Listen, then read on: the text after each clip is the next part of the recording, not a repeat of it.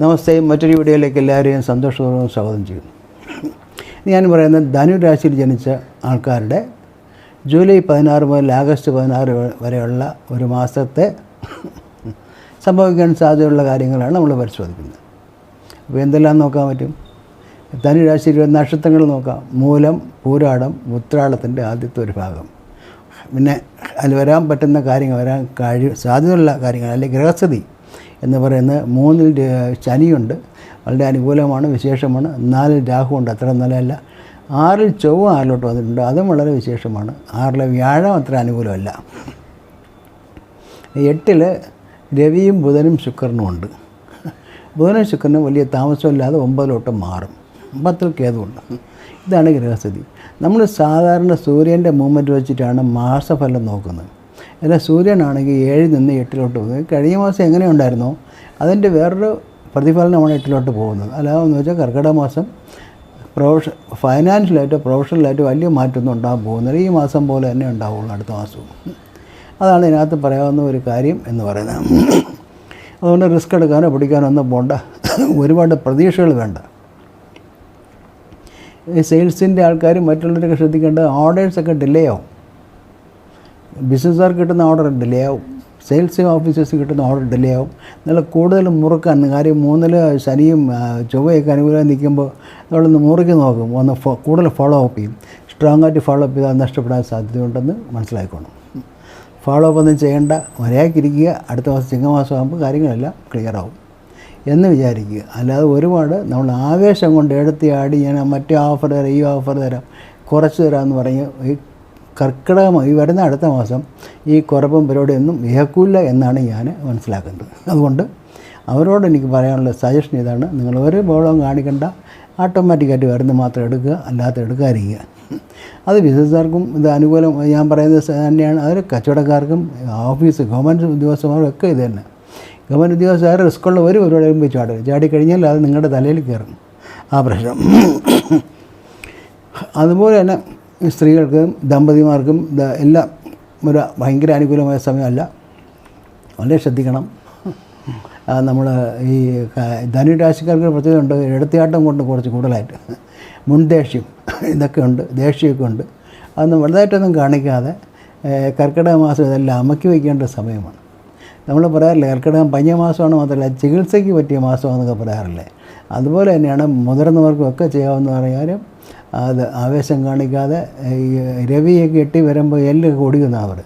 അപ്പോൾ അതൊന്ന് എല്ലൊന്നും ഓടിക്കാനുള്ള പെർമിഷൻ, അതിൻ്റെ അവസരം ഉണ്ടാകാതെ നമ്മൾ പഞ്ഞമാസം ആഘോഷിക്കും പോലെ ആഘോഷിക്കുക. പഞ്ഞമാസം ആഘോഷിക്കുമ്പോൾ എന്താണ്? കർക്കിടക ചികിത്സ നടത്തുക. അതാണ് 8-ൽ രവി വയ്ക്കുമ്പോൾ ചെയ്യേണ്ടത്. അതൊക്കെയാണ്. ഒരു ഈ ആഗസ്റ്റ് ഈ ജൂലൈ 30 കഴിയുമ്പോൾ ശുക്രൻ 9-ലോട്ട് വരുന്നുണ്ട്. അത് കഴിയുമ്പോൾ കുറേ സുഹൃത്തുക്കളുടെ സഹായങ്ങൾ, കസിൻസിൻ്റെയൊക്കെ സഹായങ്ങളൊക്കെ നിങ്ങൾക്ക് വരും. അപ്പോൾ ഈ ജൂലൈ മാസം അവസാനം വരെ ഒരു റിസ്ക് കൊടുക്കാതിരിക്കുക. ശുക്രൻ 9-ലോട്ട് വരുമ്പോൾ കുറച്ചുകൂടെ നല്ലതാണ്.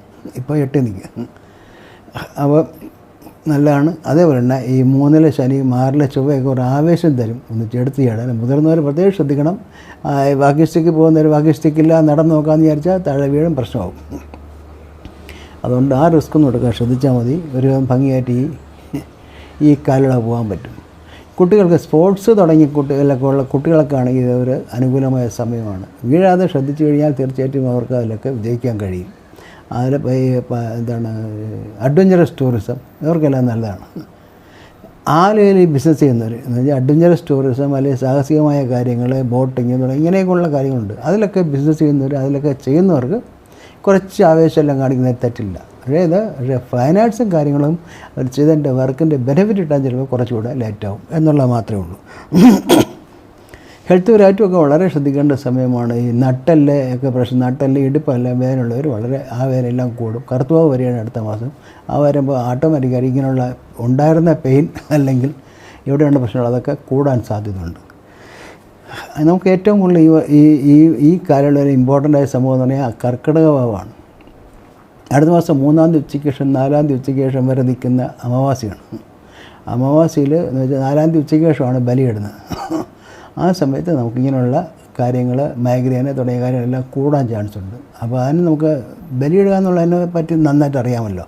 അപ്പം പിതൃക്കളെ നമ്മൾ തൃപ്തിപ്പെടുത്തുന്നതിന് വേണ്ടിയാണ് ബലിയിടുന്നത്. നമുക്കറിയാം ബന്ധങ്ങൾ, മനസ്സ്, മാതാവ്, പാരമ്പര്യം ഇതിൻ്റെയൊക്കെ കാരക സ്ഥാനമാണ് കർക്കിടക രാശി. ആ കർക്കിടക മാസത്തിൽ കർക്കിടക രാശിയിൽ സൂര്യനും ചന്ദ്രനും ഒരേ ഡിഗ്രി വരുന്ന ദിവസമാണ് അമാവാസി എന്ന് പറയാൻ.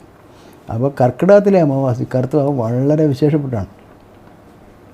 അതാണ് നമ്മൾ പിതൃക്കളുടെ മാസവും പിതൃക്കളുടെ ദിവസവുമാണ് അമാവാസി എന്ന് പറയുന്നത്. എന്താണ് പിതൃക്കളുടെ പ്രത്യേകത? നമ്മൾ ബലിയിടാൻ പോകുമ്പോൾ പ്രാർത്ഥിക്കും, എൻ്റെ പിതൃക്കളെ മനസ്സുവരുത്തി പ്രാർത്ഥിക്കണം. എന്താണ്? എൻ്റെ ഭാഗത്ത് എന്തെങ്കിലും തെറ്റുകുറ്റങ്ങൾ വന്നിട്ടുണ്ടെങ്കിൽ ക്ഷമിക്കണം, മാപ്പാക്കണം എന്ന് പ്രാർത്ഥിച്ചുകൊണ്ടാണ് ബലിയിടേണ്ടത്. ബലിയിട്ട് കഴിഞ്ഞാൽ പ്രാർത്ഥിക്കേണ്ടത് എന്താ? ഞാൻ ബലിയിലിട്ടിട്ടുണ്ട്, ഞങ്ങൾക്ക് ഒരു വർഷത്തേക്ക് എന്നെ എൻ്റെ കുടുംബത്തെയും അനുഗ്രഹിക്കണം എന്ന് പറഞ്ഞ് അദ്ദേഹത്തിനോട് നമ്മൾ പിതാക്കളോട് തൊഴുകുന്ന പിന്നെ പ്രാർത്ഥിക്കുന്ന ദിവസമാണത്. അത് കഴിഞ്ഞാൽ തീർച്ചയായിട്ടും നന്നായിട്ട് ബലിയിട്ട് മനസ്സുകൊണ്ട് നിങ്ങൾ പ്രാർത്ഥിച്ചു കഴിഞ്ഞാൽ വരുന്ന ഒരു വർഷക്കാലം നിങ്ങൾ ബാറ്ററി ചാർജ് ചെയ്തതുപോലെ നിങ്ങളുടെ മനസ്സമാധാനം, വീട്ടിൽ സന്തോഷമൊക്കെ നിറയും എന്നാണ് പറയുന്നത്. പിതൃക്കളുടെ അനുഗ്രഹം അത്ര ഗംഭീരമാണ് എന്നാണ് പറയുന്നത്. ഇപ്പോൾ അത് ചെയ്യുക. ആ സമയത്ത് വരുന്ന അസുഖങ്ങളുണ്ട്, പിന്നെ സ്ത്രീകൾക്കെല്ലാം ആർത്തവ സംബന്ധമായ അസുഖമെല്ലാം കൂടാൻ ചാൻസ് ഉണ്ട്. അത് നമ്മൾ ടെൻഷൻ അടിക്കേണ്ട, ഇതൊക്കെ ടെമ്പററിയാണ്. അതിന് മാത്രം ചെയ്തിട്ട് നന്നായിട്ട് വരട്ടെ. നല്ലൊരു ബലി കർക്കിടക വാവ് ആശംസിച്ചുകൊണ്ട് എല്ലാവർക്കും നല്ലൊരു മാസം ആശംസിച്ച് നിർത്തുന്നു. നന്ദി, നമസ്കാരം.